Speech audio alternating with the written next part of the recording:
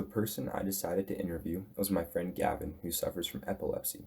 Epilepsy is a neurological disorder marked by sudden recurrent episodes of sensory disturbance, loss of consciousness, or convulsions, associated with abnormal electrical activity in the brain.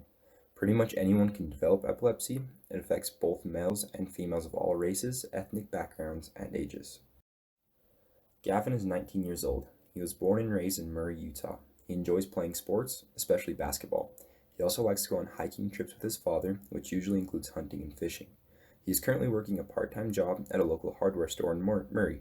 Along with work, Gavin does online schooling through Salt Lake Community College, where he is trying to obtain an associate's degree. He also wants to continue his education after Slick, but doesn't know exactly what he wants to major in.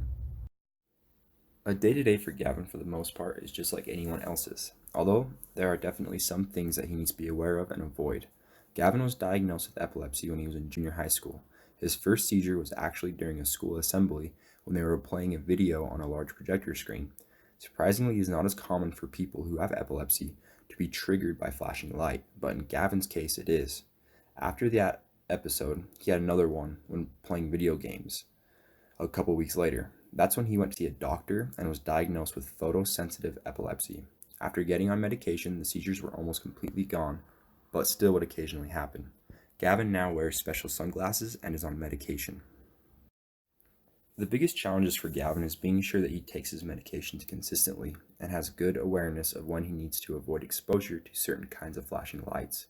Not only can flashing lights affect him, but also sunlight and even glimmering water.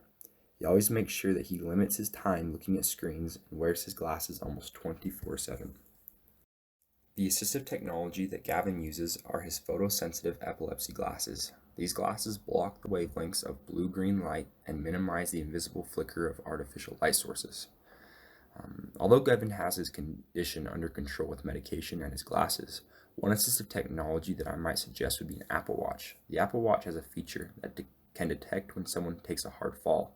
The watch will then send your location and call whoever you have set up as an emergency contact. This could be helpful for Gavin in case he does happen to have a seizure when he is by himself somewhere. The Apple Watch is fairly affordable at an average price of $350.